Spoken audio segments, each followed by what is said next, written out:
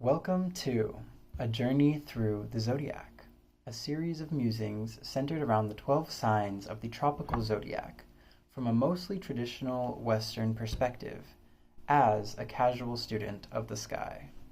I am not a professional astrologer, and this will not be a complete, comprehensive analysis of the sign, but rather my personal interpretation and experience with each sign. Disclaimer. I'm a Taurus rising with 3 planets in Capricorn, 1 in Aquarius, 1 in Pisces, 1 in Gemini, and 1 in Cancer. So these placements will provide the basis and biases I have toward each of the signs. So without any further ado, let's go. Let's begin with our masculine, cardinal, fiery, Mars-ruled sign of Aries. Aries is masculine in that it is active, external, and of yang energy. It is cardinal in that it initiates the season of spring and acts as a turning point. It is fiery in that it is hot and dry. It is expressive and radiant, daring and triumphant. It is the masculine expression of Mars, embodying its sharp, inflammatory nature. Aries is courageous and brave, but can also be aggressive and act without regard for consequence. I also want to mention that Aries is represented by the ram and associated with the head.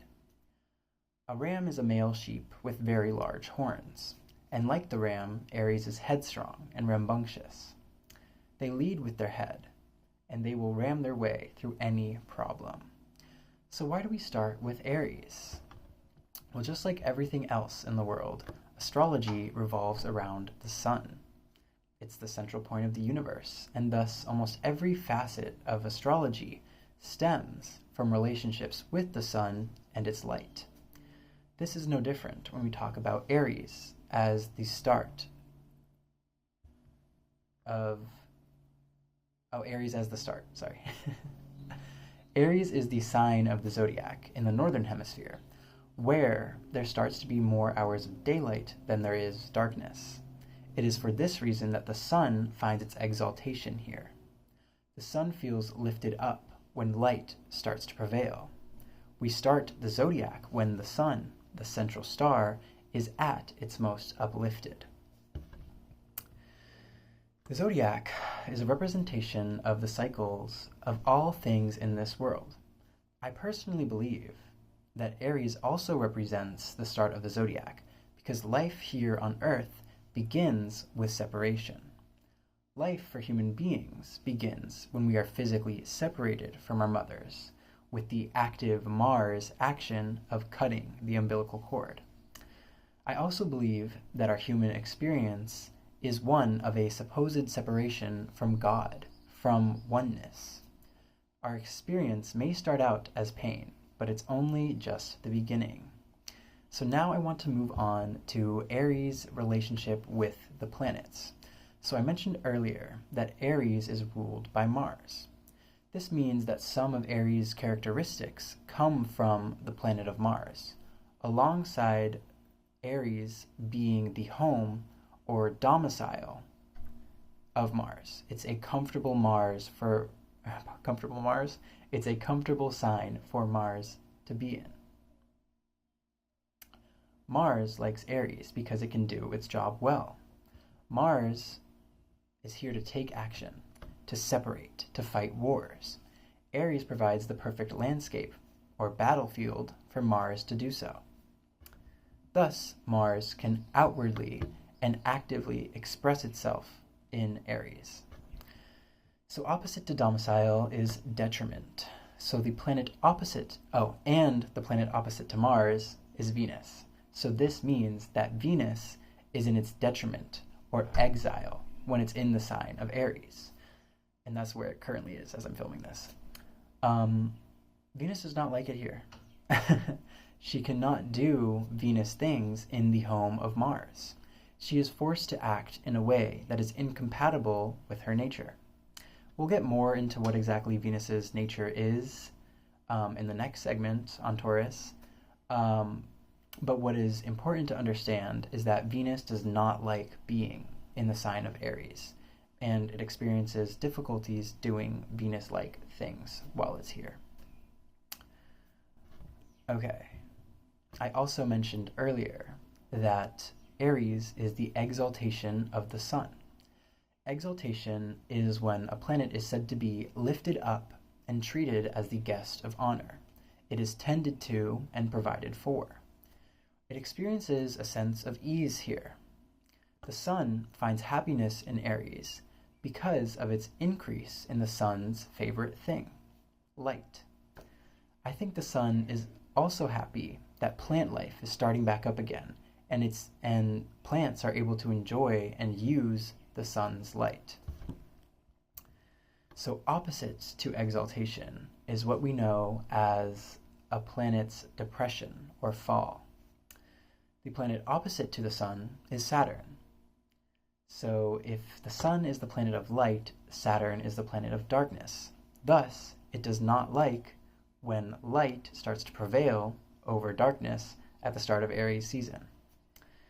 Saturn feels stuck here, like it's trapped in a hole with no way to get out. Saturn cannot do what it wants in Aries. It wants to restrict and limit, but Aries provides the push needed to grow and expand.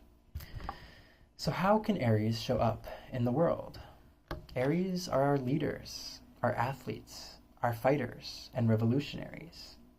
Aries are our innovators, our fire starters.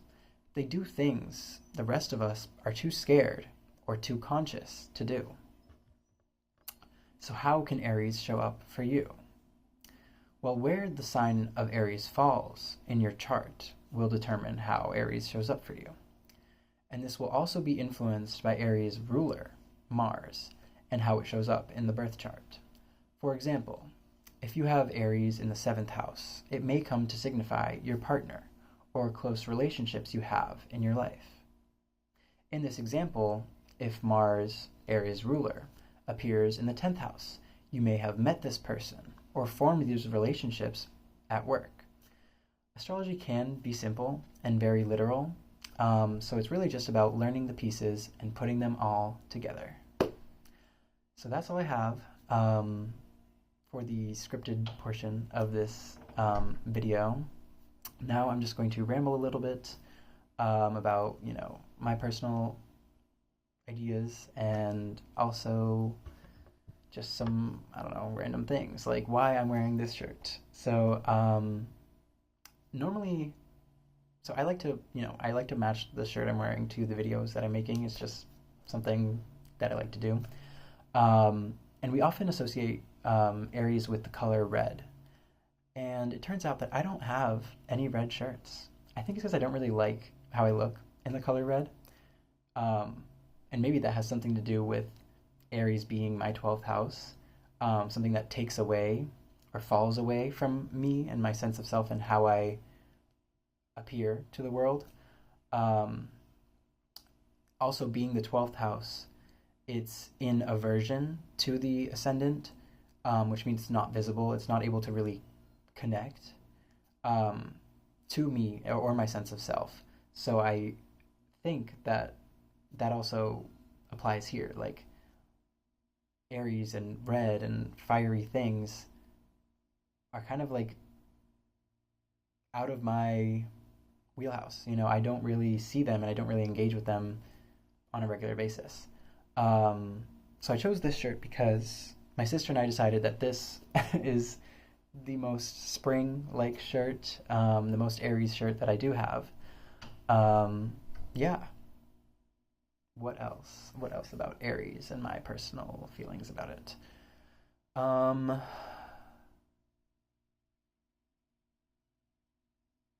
don't really know. I admire Aries because they have a confidence that I don't have. And they also do a lot. And as like a Taurus rising, I'm kind of more chill and I don't really do a lot of things. Like I tend to relax a lot and like chill.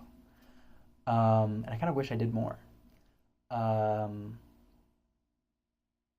I also think so. Aries is ruled by Mars, and Mars for me, since I was born during the day, is what's known as the out of sect malefic, and that just means that it is the malefic, so either Saturn or Mars, the bad doer planets, that for you is the most negative.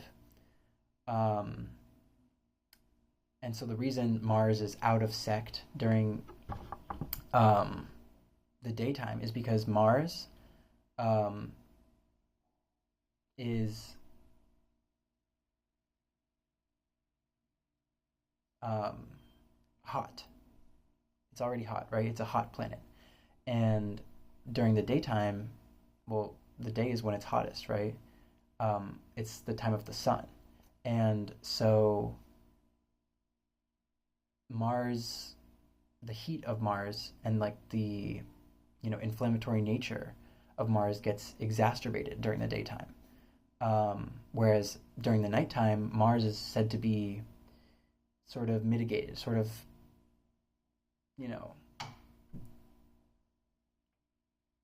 dampened. Yeah, dampened. It's like softened a little bit. Whereas the opposite is true for Saturn. So, for example, since Saturn is a cold planet, um, during the day, some of Saturn's cold and darkness gets mitigated. Um, and then the opposite is true for Saturn in a night chart. Um, and so having Mars as my out of sect malefic and being the ruler of Aries, I don't think I have a great relationship with um, the sign of Aries and also the planet of Mars. But being 23 and in a 12th house perfection year, um, an Aries perfection year, I feel like I am surrounded by and engaging with this Aries energy a little bit more. And yeah, I like it. It's fun. And it's definitely helping me grow, I think, as a person. Um, yeah, I don't really have much else to say. I think I'm going to wrap the video here. But in a month from now, at the start of Taurus season, I will be back with the journey through the Zodiac, or a journey through the Zodiac. I think I want to call it a journey through the Zodiac, not the journey, because it's not the only journey. It's my personal journey. So I hope you enjoyed, and I will see you in Taurus season.